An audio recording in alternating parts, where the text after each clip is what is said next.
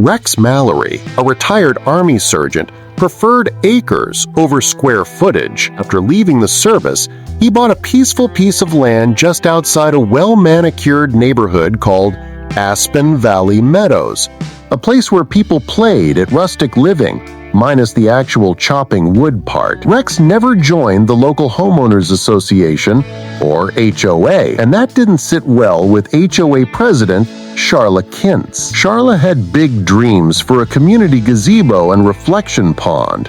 The only problem?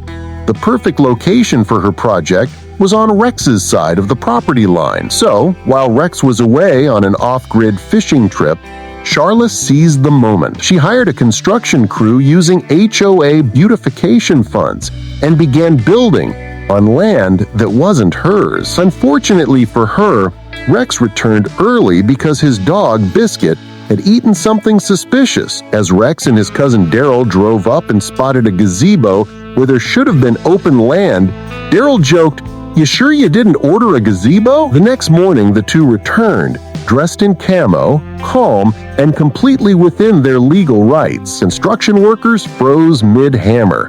Some ran. At the center of it all stood Charla, clipboard in hand, frantically on the phone. Charla claimed the land had been appropriated for community benefit. Rex calmly showed her the survey, plat map, and the clearly posted "No trespassing, HOA members not welcome" sign. Then, with a deadpan expression, he said, "You've got 30 minutes to clear out before I start naming it the Mallory Men's Barbecue and Taxidermy Lounge." Soon, Rex's attorney and a local sheriff arrived with a cease and desist. The sheriff took one look and asked, "You built a gazebo on a veteran's land without a permit?" Charla tried to argue, but the sheriff replied, "Ma'am, trespassing is trespassing. Pearls are no pearls." Word spread fast.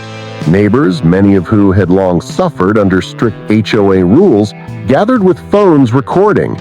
Gerald, once fined $500 for leaving his trash cans out too long, shouted, "Looks like karma showed up, Charla." Margaret, forced to repaint her house 3 times, added, "Maybe now you'll understand what overreach feels like." The HOA emergency meeting that evening, things unraveled quickly. The treasurer revealed that Charla had spent $47,000 of HOA funds without board approval. One by one, board members distanced themselves.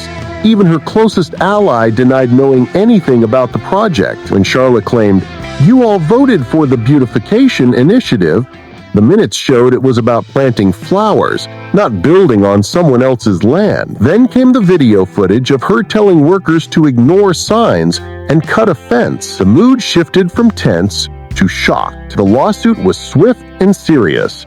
Rex's legal team filed charges for trespassing, property damage, and misuse of HOA funds.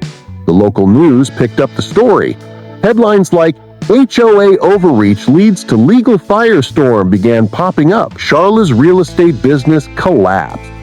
Agency lost multiple clients, and even her business partner served her with a formal dissolution letter at the next HOA meeting. When the case went to court, the judge didn't hold back. The HOA has about as much legal authority to seize private land as a group of kids with sidewalk chalk, he said. The HOA was ordered to remove the gazebo, restore the land, and pay Rex $150,000 in damages. Charla, found guilty of trespassing and misconduct, was sentenced to 18 months in minimum security prison and 3 years probation. As the sentence was read, Charla whispered, "This can't be happening," barely able to stand. Meanwhile, Rex sat quietly in a plain suit, wishing he was back in the woods with Biscuit. Outside the courthouse, a reporter asked Rex for a comment.